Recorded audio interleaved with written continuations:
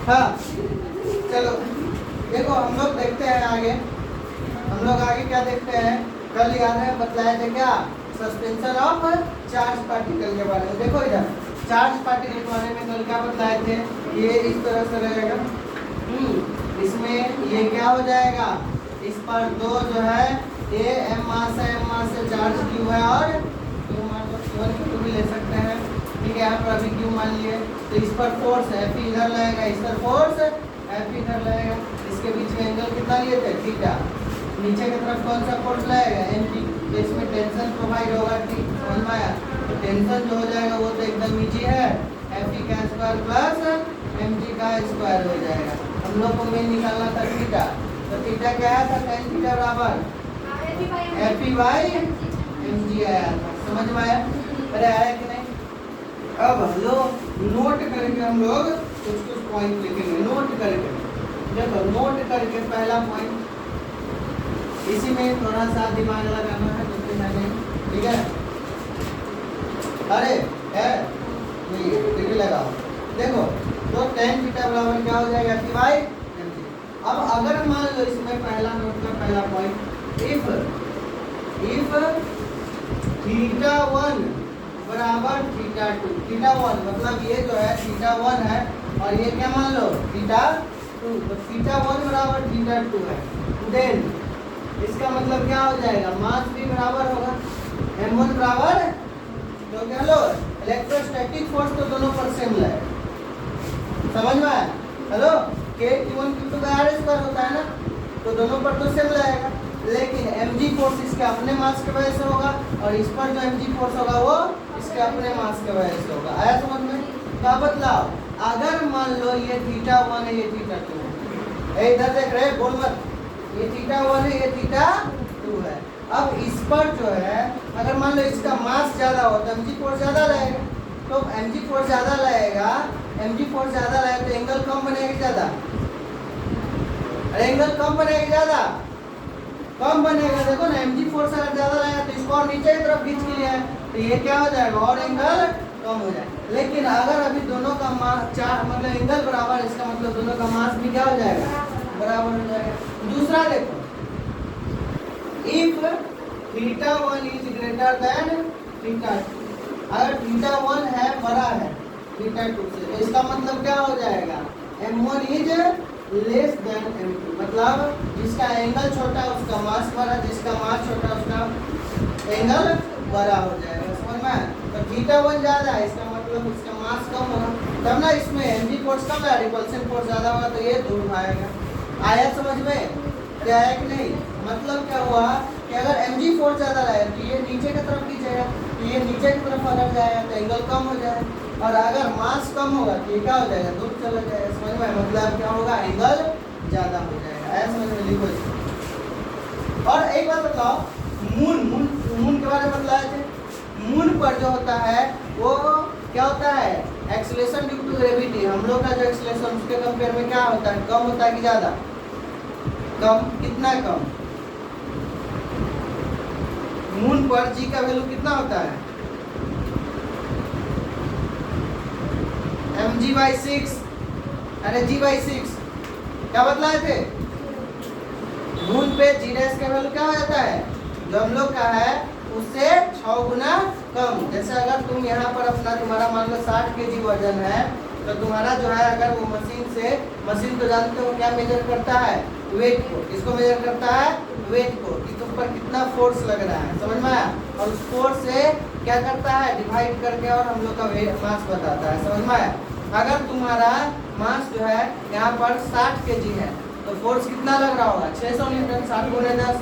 समझ में आया। लेकिन अगर तुम कहाँ पे हो, मून पे, तो तुम्हारा 60 kg है तो वहाँ पर जो फोर्स लगेगा 60 गुणे 10/6 g/6, 10/6 तो 100 न्यूटन मात्र। मतलब 600 से सीधा 100 न्यूटन लगेगा, तो 6 गुना क्या हो गया, कम।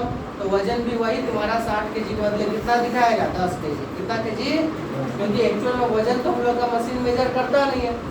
मशीन क्या मेजर करता है, फोर्स को। किसको मेजर करता है, फोर्स को। आया समझ में।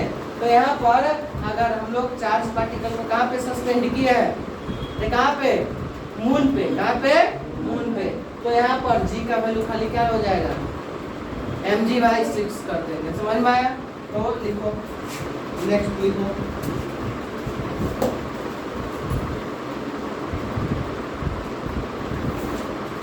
दूसरा point, if experiment is done,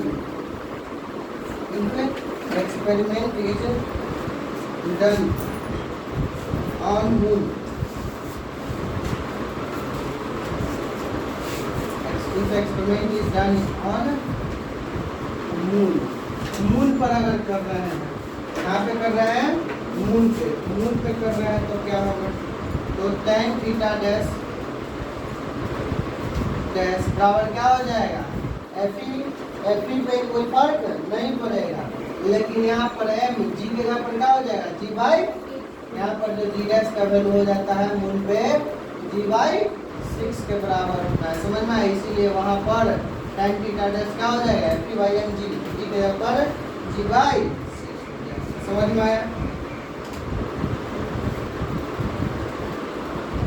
अब अच्छा एक बात बताओ, एक बात बताओ, अगर हम लोग यही सेम एक्सपेरिमेंट अगर फ्री स्पेस में कर रहे हैं, फ्री स्पेस मतलब ग्रेविटी का इफेक्ट जीरो, अरे ग्रेविटी का इफेक्ट जीरो, तो अगर ग्रेविटी का इफेक्ट जीरो होगा तो mg जीरो, अरे mg, तो ये क्या हो जाएगा पता है, एगो इधर चला जाएगा और एगो इधर, मैक्सिमम डिस्टेंस और डिस्टेंस एंगल, अरे ग्रेविटी लगी नहीं रहा तो इसके नीचे कौन खींचेगा, ये मैक्सिमम डिस्टेंस पे चला जाएगा। समझ में आया? तो तीसरा पॉइंट के बाद चौथा पॉइंट लिखो,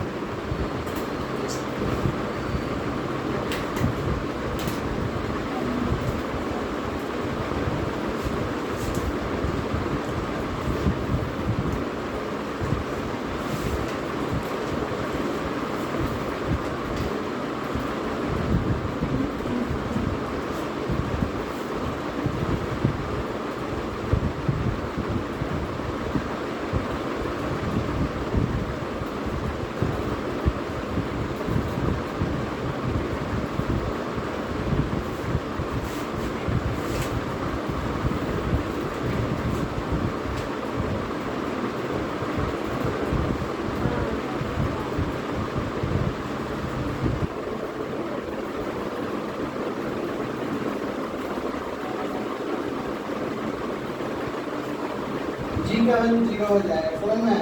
तो बालक इसमें क्या हो जाएगा, पार्टिकल जो है वो एक इधर चला जाएगा और एक, ठीक है, तो यहाँ पर थीटा डैश क्या हो जाएगा 90, तो 90, अरे यहाँ से मान लो यहाँ से, ठीक है ना, तो ये क्या हो जाएगा, इधर से भी 90, इधर से भी 90, तो टोटल कितना हो गया 180। समझ में आया? नहीं समझ में?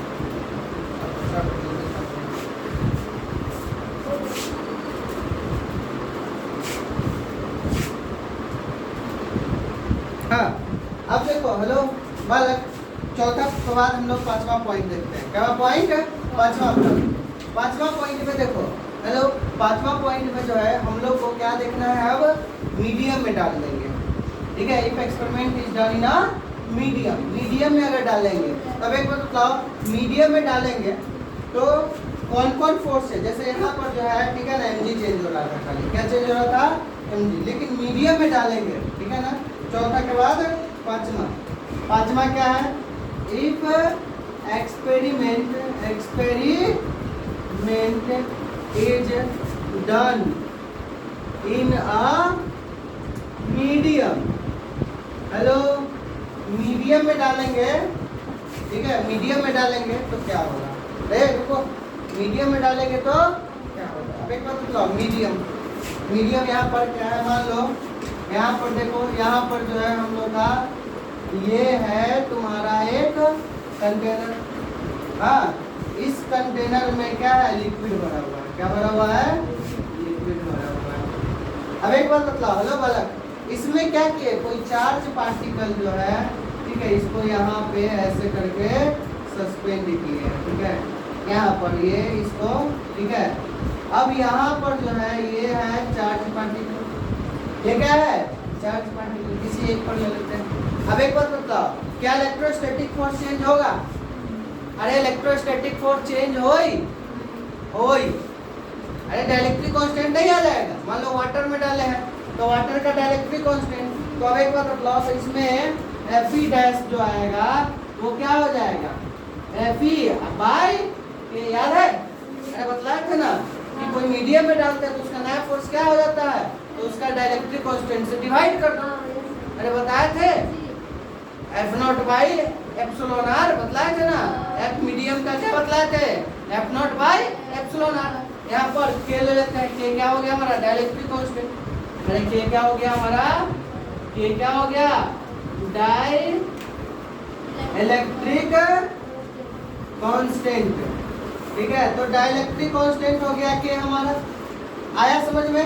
ये हो गया F डैश, क्या हो गया F डैश। अब एक बात बतलाओ, क्या इसमें, ठीक है ना, क्या इसमें mg फोर्स भी चेंज होगा, mg फोर्स चेंज होगा, होगा, कैसे होगा, कैसे होगा। अरे बंडोल mg फोर्स जो है वो चेंज नहीं होगा, लेकिन ओवरऑल जो नेट फोर्स होगा उसका चेंज हो जाएगा। इस पर तो नीचे की तरफ तो mg लगेगा ही लगेगा, कोई दिक्कत। अब याद करो, हम लोग कोई भी चीज को जब पानी में डालते हैं तो ऊपर की तरफ फोर्स लगाता है, जिसको क्या बोलते हैं, बायोंसी फोर्स। अरे याद है नाइन्थ, ये मतलब कि जो ग्रेविटेशन चैप्टर पढ़ाए थे, ग्रेविटेशन चैप्टर में पढ़ाए थे क्या, बायोंसी फोर्स, ठीक है। तो बायोंसी फोर्स क्या होता है, जो ऊपर की तरफ फोर्स लगता है, 9th क्लास में भी पढ़ना था। बायोंसी कौन सा फोर्स है, जब हम लोग लिक्विड में डालते हैं तो लिक्विड जो है किसी भी सरफेस पे, मतलब किसी भी ऑब्जेक्ट पे ऊपर की तरफ जो फोर्स लगाता है उसको क्या बोलते हैं, बायोंसी फोर्स। तो ऊपर की तरफ कौन सा लगेगा फोर्स, F BYOUNT, बायोन फोर्स लगेगा, समझ में आया। अरे आया कि नहीं।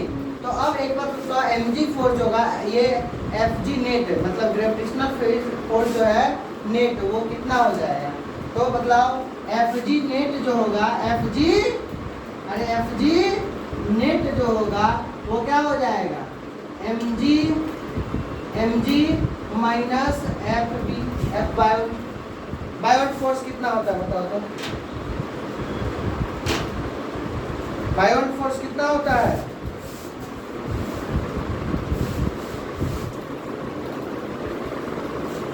V लो जी, हेलो, Fg नेट, तो यहाँ पर mg हो जाएगा माइनस बायोट फोर्स क्या होता है, V रो जी। रो क्या होता है, डेंसिटी ऑफ लिक्विड। रो क्या होता है, डेंसिटी ऑफ, अरे रो क्या होता है, डेंसिटी ऑफ लिक्विड होता है, समझ में आया, डेंसिटी ऑफ लिक्विड हो जाएगा, आया समझ में। अब यहाँ पर V rho G, V volume of substance, rho क्या है लिक्विड का डेंसिटी, जी तो जानते हो एक्सेलरेशन ड्यू टू ग्रेविटी। रुक जाओ तो बतलाओ Fg नेट क्या हो जाएगा, mg। अब एक बात बताओ, यहाँ पर हेलो डेंसिटी बराबर क्या होता है, मास बाय, तो क्या वॉल्यूम बराबर क्या हो जाएगा, डेंसिटी बटा मास, मतलब मास बटा डेंसिटी लिख सकते हैं कि नहीं। अरे डेंसिटी बराबर मास बाय, समझ में आया। अब ये डेंसिटी कहोगे सर ये भी डेंसिटी है, ये भी डेंसिटी है, तो फिर ये डेंसिटी क्या हो जाएगा, यहाँ पर क्या लिख देंगे, m by V rho into G. कहोगे सर ये भी डेंसिटी है, ये भी डेंसिटी, डेंसिटी से डेंसिटी, अच्छा मारो, मार दे, घटेगा नहीं, दोनों डेंसिटी है, तो डेंसिटी से डेंसिटी खचा मारे। अरे डेंसिटी जो ना तो नहीं कट जाएगा, डी से दिखा दे, इसका मतलब थोड़ी ना कि डेंसिटी चेंज हो जाएगा, बोला ना। अरे तो ऊपर ही है बड़ा, हाँ। अब यहाँ पर रो जो है, ठीक है ना, और ये है, दोनों डेंसिटी है, तो क्या दोनों डेंसिटी को काट बोल, कांस्टेंट, कांस्टेंट क्या होता है, डेंसिटी कांस्टेंट क्या होता है, किसी एक सबस्टेंस के लिए डेंसिटी फिक्स होता है, नहीं क्या मतलब, नहीं क्या मतलब, अरे बेवकूफ, ये रो जो है ये वाटर का, या मतलब जो लिक्विड होगा उसका डेंसिटी है, और ये डेंसिटी, ये जो गोलका सबस्टेंस ग्लूकोज का देख रहे हो इसका डेंसिटी है, नहीं समझे में, ये का डेंसिटी है, और ये डेंसिटी जो है ये सबस्टांस जो डाले हुए हैं उसका डेंसिटी है। समझ में आया? क्योंकि इसी का ना मास लिए थे, तो जिसका मास उसका वॉल्यूम, जिसका वॉल्यूम उसी का डेंसिटी। तो ये जो है ब्लू वाला जो दिख रहा है बॉल, ठीक है, चार्ज पार्टिकल, ये इसका मास है तो इसका डेंसिटी है। समझ में? ये डेंसिटी ऑफ सबस्टांस है, और रो क्या है? डेंसिटी ऑफ, कटेगा हमारा मत तोड़ देंगे, हम काटना चल रहा है। तो mg कॉमन आ जाएगा, mg कॉमन, तो अंदर में क्या बचेगा? 1 माइनस रो बाय, अरे आया चचा समझ में, गर्दन काट देंगे हम, याद नहीं रखती है, याद रख, समझ में आया? पहले रुकना, लिखे जा रही है, लिखे जा रही, गाते तोड़ देंगे हम, ये समझ में आया? आया? हेलो देख, इलेक्ट्रिक फोर्स भी चेंज होगा और ग्रेविटेशनल फोर्स भी चेंज होगा। कैसे चेंज होगा समझ में आया?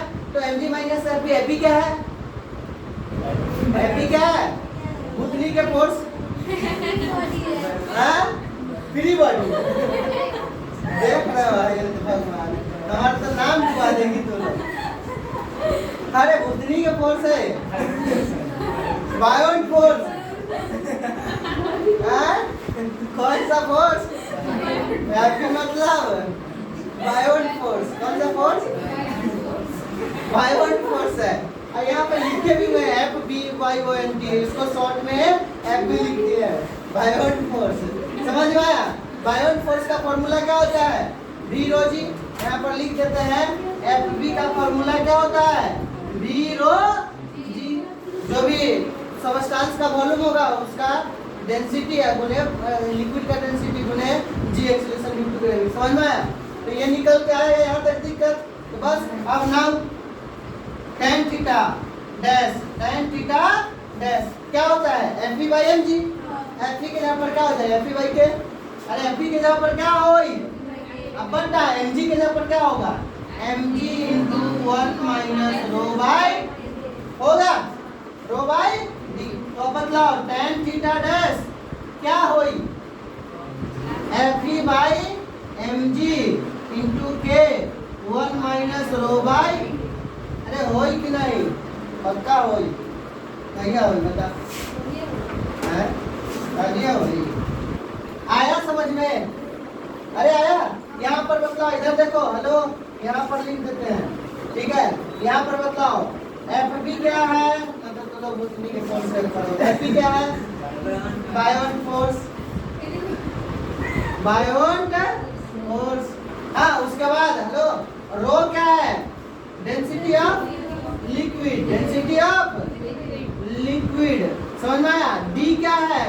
डेंसिटी ऑफ सबस्टांस, जो सबस्टांस हम लोग डाले है ना उसका डेंसिटी। उसके बाद और कुछ है जो तुम लोग, के क्या है? डाइलेक्ट्रिक कांस्टेंट लिख चुके हैं, हो गया। इतना ही तीनों चीज ना, और कोई चीज तो नहीं है जो तुम लोग को तकलीफ देगा बुद्धि की तरफ। चलो छापो इसको जल्दी, ठीक है? मीडियम में आया समझ में? रे छाप छाप जल्दी छाप।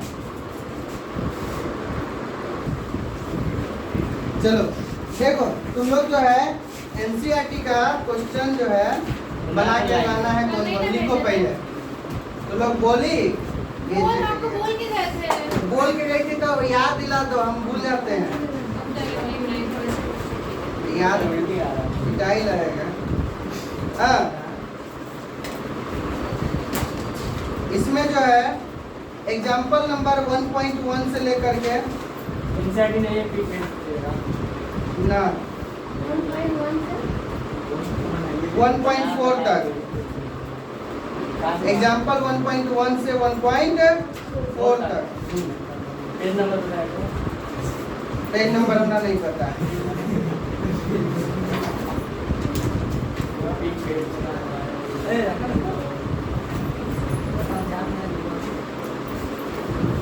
हाँ, उसके बाद हेलो बालक, उसके बाद तुम लोग को जो है बनाना है एक्सरसाइज का। हाँ, एक्सरसाइज का लिखो तो, एक्सरसाइज का 1.1, 1.2 और 1.3 1.4 1.5 1.6 और नहीं 1.5 तक अब चेक कीजिएगा देखो ना अब लिखो एक्सरसाइज नहीं है नहीं ठीक है 1.5 तक बनाएगा ठीक है आज के लिए इतना ही रहने दो थैंक यू